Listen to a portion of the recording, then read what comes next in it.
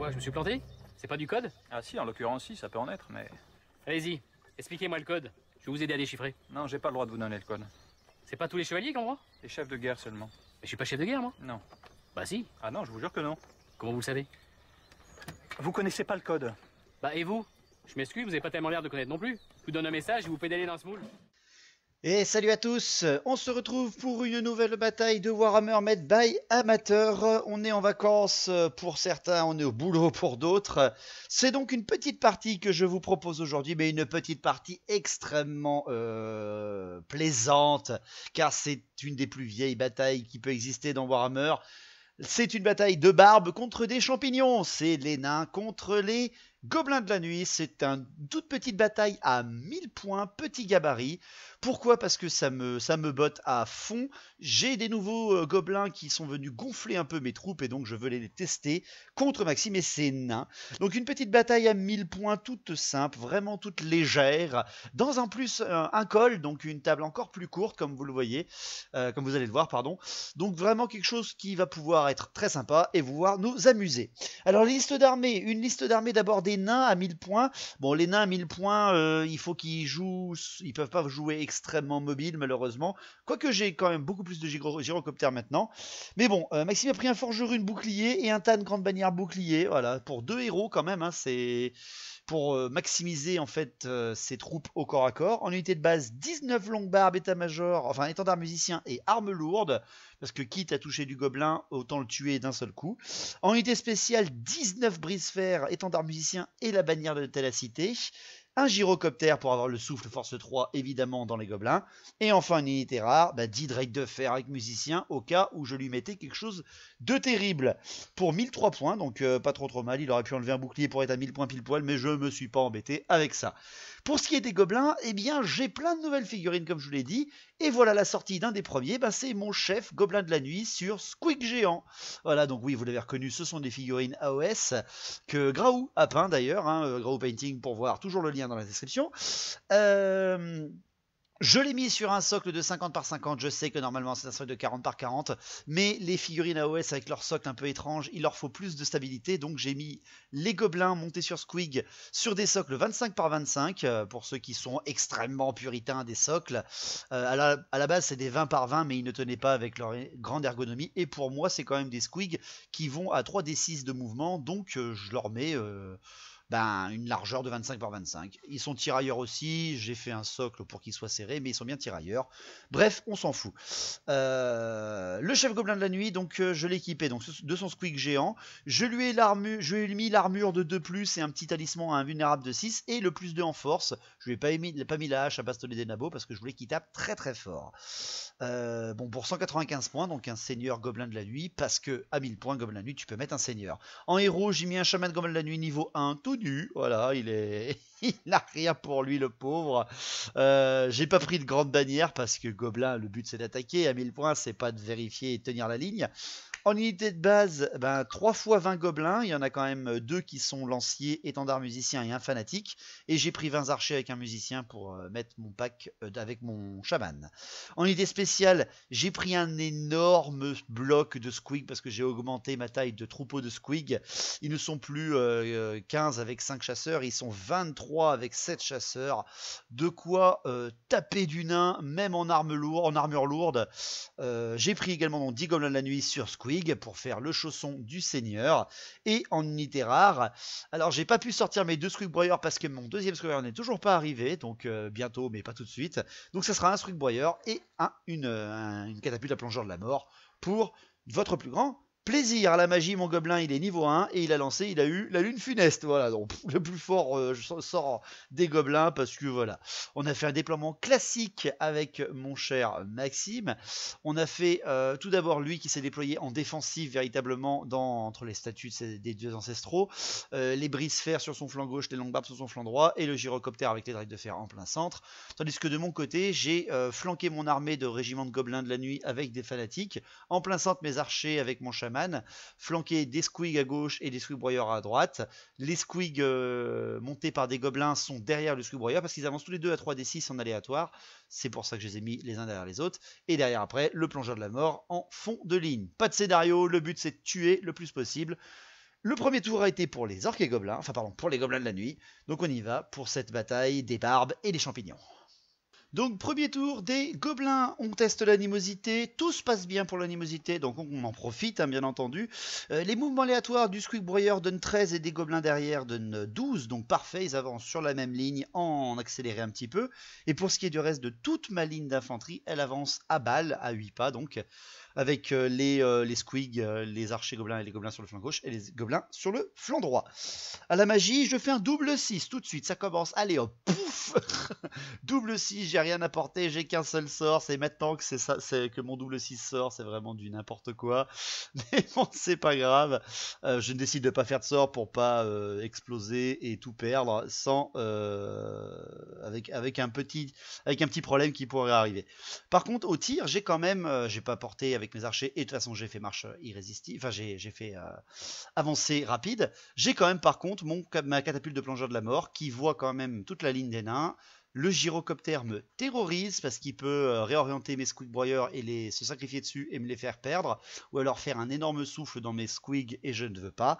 Donc directement je tire dessus, je fais un hit directement, je fais 4 touches force 5 avec mon plongeur de la mort. Alors je fais un hit, donc même pas de rétablissement. 4 touches force 5 et je lui enlève pile poil 3 PV. Allez, premier tour, la catapulte de plongeur de la mort qui vaut 85 points, je crois de mémoire, vient de dégommer 80 points de nain d'un coup. La seule figurine qui aurait pu vraiment m'embêter avec tous mes fanatiques et tout ça, c'était parfait. Pour le premier tour des nains, Maxime est il ne fait rien. Pas de mouvement, il n'a pas apporté de tir, il préfère vraiment tanker au maximum, il a des unités tenaces à relancement, commandement 10 ou 9, il n'aura pas de problème. Il est très stoïque, il a perdu son gyrocoptère, donc il doit obligatoirement rester défensif, il ne peut plus faire quoi que ce soit d'autre en termes de stratégie, malheureusement, en tout cas pour l'instant. Bah, direct mon tour 2, voilà, ça va vite. Mon tour 2, l'animosité, eh bien c'est mes archers qui d'un coup, ils font une animosité, je rejette le dé, ils font une animosité 6. Donc, qu'est-ce qui se passe? Ils avancent directement de 4 pas. Par contre, derrière, après, ils ne peuvent pas être à portée de charge. Donc, ils ne sont pas... avec la règle d'animosité, je ne savais pas si c'était obligé de charger ou pas. Donc, ils tentent, parce que je respecte le lore. Hein. Pour moi, ils ont fait une wag, donc ils foncent dessus. Ils chargent. Malheureusement, bien entendu, ils loupent la charge en direction des règles de fer. Ce qui ne les empêche pas, après, au pire, de pouvoir lancer un sort avec leur chaman. Derrière, après, pour le mouvement aléatoire, eh bien, le Squeak Broyeur fait 9. Donc, je le mets en direction des règles de fer, parce que malheureusement il pourra pas assez avancer, il va se prendre une salve de tir dans la tronche et il va pas faire grand chose. C'est pour ça que j'en ai acheté un deuxième qui est en train d'arriver, c'est parce que je vais les jouer par deux maintenant, ça sera plus sympa. Et mes squigs montés ils font 6, donc ils avancent au niveau de la statue de Gruni et ils ne bougent pas. Pour ce qui est de l'infanterie, elle forme la même ligne, les gobelins à droite viennent fermer la ligne et avancer même un petit pas de plus que les squigs montés, tandis que mon flanc gauche, j'avance un peu plus mes gobelins, tandis que les archers forment la même ligne avec les troupeaux de squig. À la magie, pareil, je tente pas de magie parce que j'ai pas envie d'avoir un fiasco, je suis trop loin pour ma lune funeste, je dois faire un 6 et 2 encore, grosse magie, mais j'en reste là. Pour les tirs, le plongeur de la mort, plongeur de la mort, il vise encore les drakes de fer. Je dévie de 4, mais je peux rétablir de 2, ce qui fait qu'avec les petites ailes de mon gobelin, je touche les drakes de fer. Malheureusement, j'en touche que 2 et j'en tue un. Bon, on a déjà vu mieux, mais on va pas se plaindre. J'ai déjà arraché un gyrocoptère. Le gars, il s'est rentabilisé déjà. J'ai pas de corps à corps. Donc, le tour de Dénain. Tour de Dénain, aucun mouvement. Pas de magie, bien entendu. Et bien sûr, le tir. Les 9 drakes de fer qui tirent sur le Squeak Broyeur. Il m'arrache pile poil 3 PV. Et il m'explose mon Squeak Broyeur sans forme de pitié. Et c'est normal, hein. Donc il a une grosse menace, c'est pour ça que j'aurais eu envie de les jouer par deux, mais ça veut dire que j'ai pas mon plongeur de la mort, donc c'est vraiment du kiff-kiff pour l'instant. Le plongeur de la mort s'est rentabilisé, le Squeak Broyeur malheureusement n'a encore une fois rien pu faire avant d'arriver au combat. Tour 3. Bah oui, ça va très vite les parties à 1000 points, mais c'est ce qui nous plaît, c'est le principe, c'est de jouer du lore et de jouer quelque chose qui peut être très sympa. 1000 points, tour 3 des gobelins, animosité, c'est l'animosité des squigs. Les squigs, sachez-le, ils font un 6 aussi en animosité, ça fait 2 fois que je fais ça dans cette partie, ça m'est jamais arrivé. Ce qui fait que les squigs foncent à balle à 4 pas en direction des longues barbes, et doivent déclarer une charge sur les longues barbes, bien sûr, après je fais un double 1 en charge, Bon, j'avance de 1, ça m'arrange, ça me met pas un tremplin pour les longues barbes après de Maxime. Pour ce qui est des mouvements, les squigs montés ils font 5 pas à 3d6, je précise, 5 pas, ce qui est vraiment pas génial. Les gobelins archers avancent de 4 seulement ce coup-là pour pouvoir tirer juste après. Et pour ce qui est de tous les gobelins sur mes flancs, ils avancent à balle pour pouvoir menacer les nains s'ils avancent avec leurs fanatiques. À la magie, je fais 5 et 3.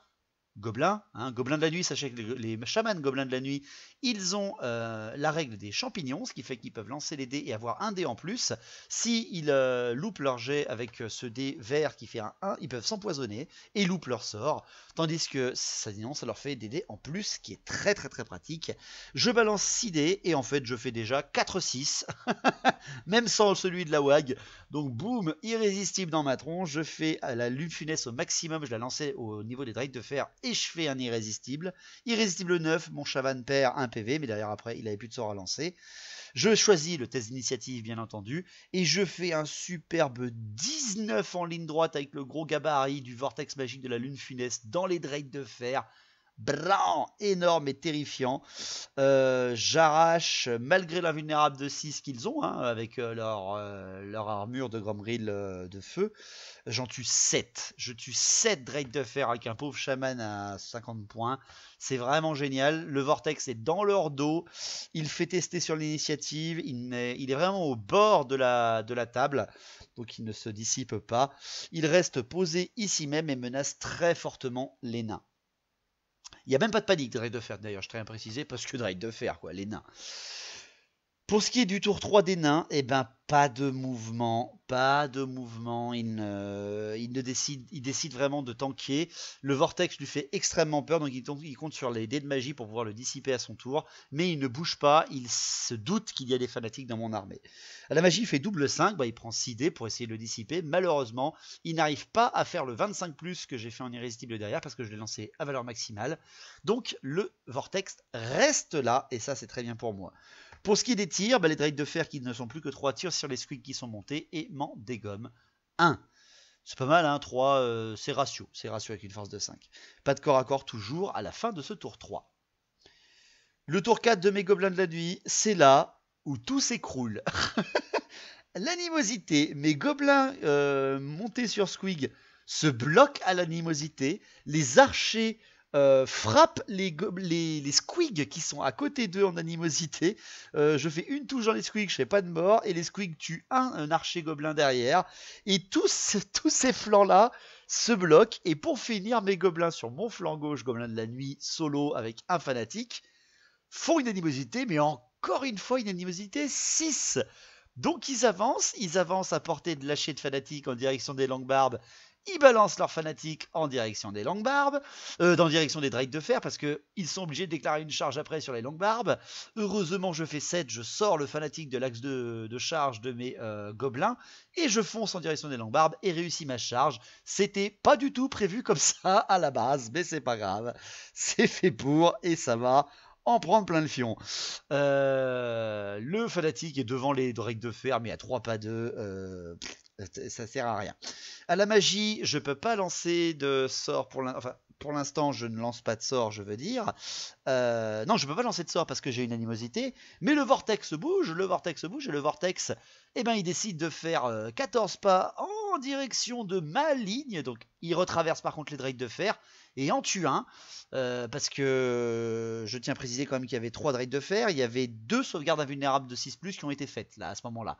Merci l'armure magique, alors là, franchement magnifique, sinon j'arrachais ces drakes de fer. Mais bon, il a eu du pot. Par contre, il y a aussi mon fanatique sur le chemin du vortex. Et le fanatique, il teste et il foire et il meurt. Donc le gars, voilà, c'est de l'investissement qu'on aime dans ce jeu qui ne sert à rien. C'est gobelin. Voilà, la lune funeste qui revient sur mes pas, qui bloque tout le devant de mon armée. Terrible. Pour ce qui est des tirs, mes archers tentent de tirer sur les brise-fer, ils ne font que dalle. Et le plongeur de la mort tire sur les drakes de fer, il dévie de 2, mais je peux rétablir derrière de 2. Je fais donc un hit, je fais pile poil 2 touches pour 2 mecs, et je fais heureusement pile poil 2 morts. Donc ça c'est cool pour moi. J'ai arraché les drakes de fer, mais j'ai le vortex devant moi, j'ai perdu un fana, ça fait peur. Pour ce qui est derrière après, du combat, 20 longues barbes, enfin 19 longues barbes avec un tan, hein, je précise, contre 20 pauvres gobelins pourris. Je charge de toute mon attaque frénétique avec la haine, etc. Enfin, je ne suis pas du tout frénétique, mais c'est des gobelins qui savent que la mort arrive. Et avec toute ma hargne et toute ma haine et toute ma grande expérience martiale à 20 contre 20, je fais un mort. Et lui derrière, avec ses haches lourdes, il m'en fait 6. Aïe. Alors déjà, les gobelins ont un commandement de 5. Je perds le combat très largement. Je m'enfuis de 10 et les longues barbes poursuivent. Et ils me poursuivent malheureusement que de 9. Donc il est juste derrière moi. Mais le petit souci, c'est que le tour après, c'est le sien. Ça s'arrête là pour mon tour. Donc autour des longues barbes, Maxime voit ses longues barbes. Il décide de charger les gobelins de la nuit, bien entendu. Je continue de m'enfuir. Je traverse mes squigs et je perds 2 mecs. Les squigs sont immunisés psycho, par contre ça c'est bien. Et les longues barbes testent et bien entendu réorientent leur charge sur les squigs. Il est à portée, il est à 4 pas. Donc même des nains arriveraient à faire une charge comme ça. Et les longues barbes entrent en collision avec mes squigs. Et là par contre je l'attends parce que j'ai plus de rang que lui et j'ai beaucoup d'attaques force 5 avant lui dans des longues barbes qui ne sont qu'à armure de 5+. Ça va faire très très mal.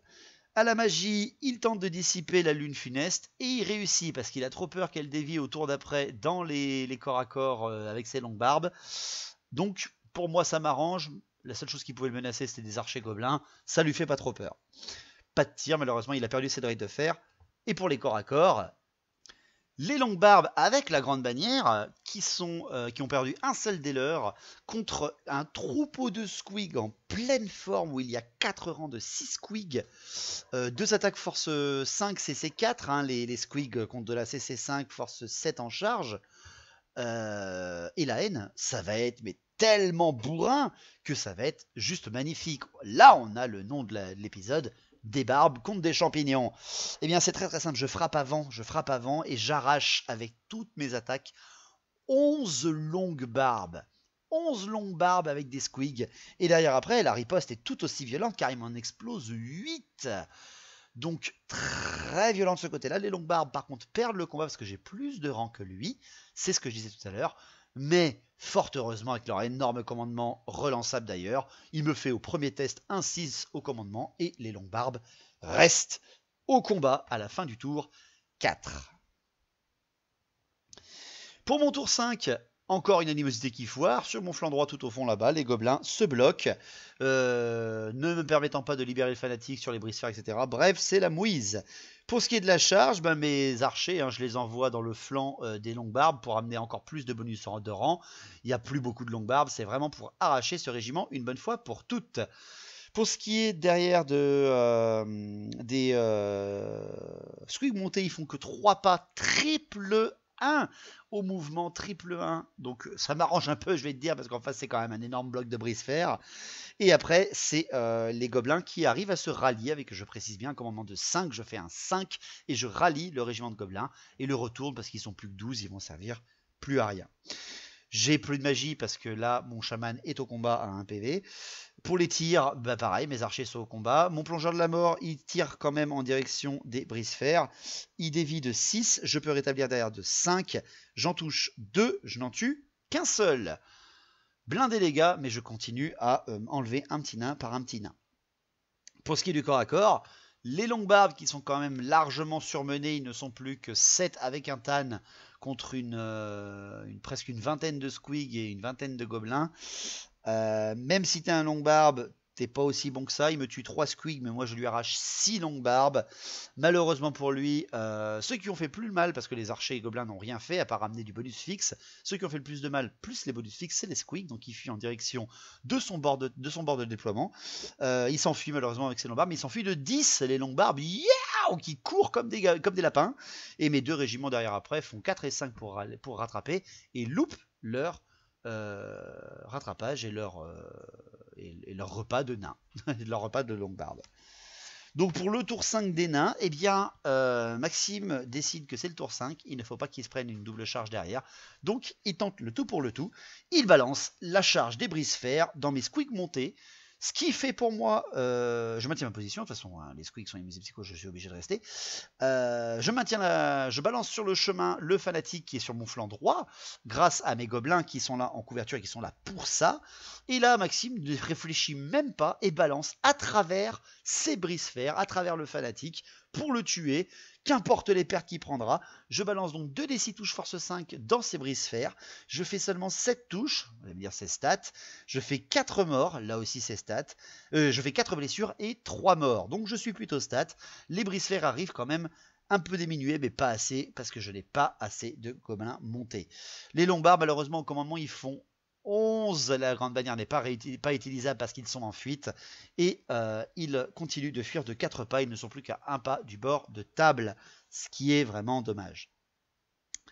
Pas la magie, pas le tir pour les corps à corps, pour les nains, donc le corps à corps, 15 brise-fer et un forge-rune contre 9 gobelins montés et un général gobelin de la nuit sur un squig géant.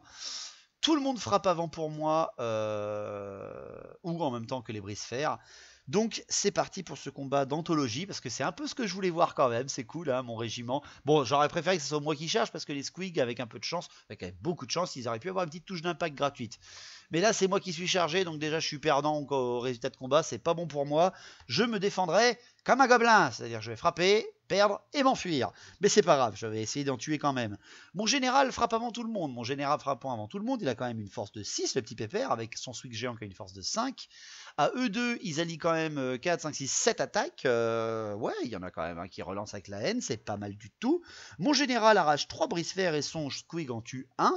Donc 4 brise-fer pour mon seigneur tout seul, c'est pas mal. Les squigs derrière en arrachent 2 de plus, mais les gobelins malheureusement dessus ne font rien.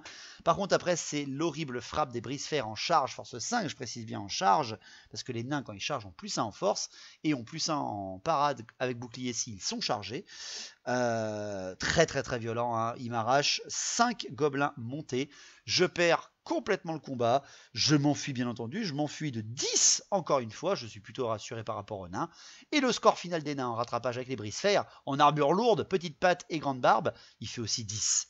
Et donc il me bouffe mon seigneur avec mes squigs, c'est terrible pour moi, il n'y a pas de panique. Alors je loue complètement mes tests, hein. J'aurais fait un 5 au commandement avec mon général, j'aurais réussi, il a fait un 7, donc il a réussi son test de commandement de base, mais pas avec les modificateurs, je me suis donc enfui. Mais les gobelins à côté, qui ont vu leur général se faire péter la tronche par des brise-fer, font un 5 aussi à leur commandement. Et restent là. What? Mais c'est pas grave, bon bah c'est ça, c'est ça Warhammer. La percée des brise-fer, c'est pas la première fois que les brise-fer, quand je les vois sur la table, font une percée aussi belle, mais c'est toujours classe. Mon seigneur a essayé de se débrouiller, mais mon plan ne s'est pas passé comme prévu sur mon flanc droit. Au final, c'est mon flanc gauche qui s'en sort le mieux. Donc quand même une belle charge. Donc pour le dernier tour, le tour 6, animosité, ben les scavennes, non c'est pas les scavennes, les gobelins sur le flanc droit encore une fois se bloquent, ils se figent en voyant le général être mort, et ils se disputent entre eux en disant que finalement monter sur un squig, est-ce que c'est bien, est-ce que c'est pas bien. Pour le reste, les charges, les squigs chargent les longues barbes, et les longues barbes sortent de table et les squigs loupent leur charge, tandis que je fais une reformation avec mes archers et mes gobelins pour pouvoir balancer de la magie et pouvoir tirer sur les brise-fer. À la magie, je fais 6 et 3, donc bah, je prends 6, je fais double 3 et 1, pardon, je fais 3 et 1, j'écris tellement mal, 3 et 1, je prends les 4 dés plus le dé gratuit de la WAG peau verte, petite WAG, enfin, je veux dire de la WAG... du pouvoir de la WAG des gobelins de la nuit.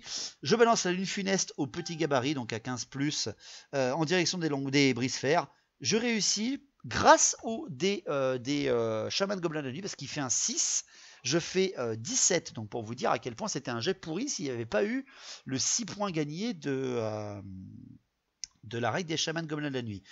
Je fais un test sur la force malheureusement, donc c'est pas super. Je fais 18 pas à 4D, donc je traverse quasiment tous les brise-fer. Et je fais malheureusement que 2 morts, parce que là encore il y a 2 invulnérables de 4 qui passent, 2 invulnérables de 6 qui passent. Très résistant. Pour finir mon dernier tour, mes archers qui ont fait un mouvement, qui ont réussi leur test de commandement, encore une fois commandement de 6, hein, grâce au chaman, tirent en direction des brise-fer et ne font que dalle, hein, faut pas rêver. Tandis que le plongeur de la mort, il fait un dernier hit sur les brise-fer, malheureusement il ne fait qu'une seule touche, qui ne blesse même pas. Donc c'est un peu dommage, je finis sur plutôt une mauvaise note, mais c'est pas grave, j'ai quand même empoché au moins le point des longues barbes et de la GB. Pour finir le dernier tour des nains, les brise-fer qui se tournent en direction des gobelins et qui viennent les menacer, enfin les provoquer, pardon. Tandis que la magie fait 6 et 1, la lune funeste toujours présente et il la dissipe à la fin de son tour 6. C'est un forge rune, il ne laissera pas de magie chaotique ou magie de wag sur la table. Donc, il ne reste que 4, 5, 6, 7, 8 nains sur la table à la fin, contre presque une soixantaine de gobelins et une douzaine de squigs. Très violent, un combat comme ça. J'aurais pas du tout pensé que ça se finirait comme ça en voyant mon tour 4. Mais bon, c'est ce qui fait la beauté de Warhammer. Donc les points pour voir un petit peu comment ça passe. Mes gobelins de la nuit ont quand même marqué 670 points de victoire, tandis que les nains n'en ont marqué que 480. Il y a 190 points de décalage entre les deux armées, mais il en faudrait 250 pour faire une victoire ou pas. C'est donc une belle égalité, mais je donne quand même la victoire morale à Maxime. Pourquoi? Parce qu'il a tué mon seigneur et que moi je n'ai pas tué le sien. Donc voilà, une bataille de la barbe et des champignons pour votre plus grand plaisir pendant cette période de vacances. Profitez-en, nous on est au boulot et c'est pour ça que je fais des vidéos une fois toutes les 2 semaines et que vous avez du JDR une fois toutes les 2 semaines et des plus petits gabarits.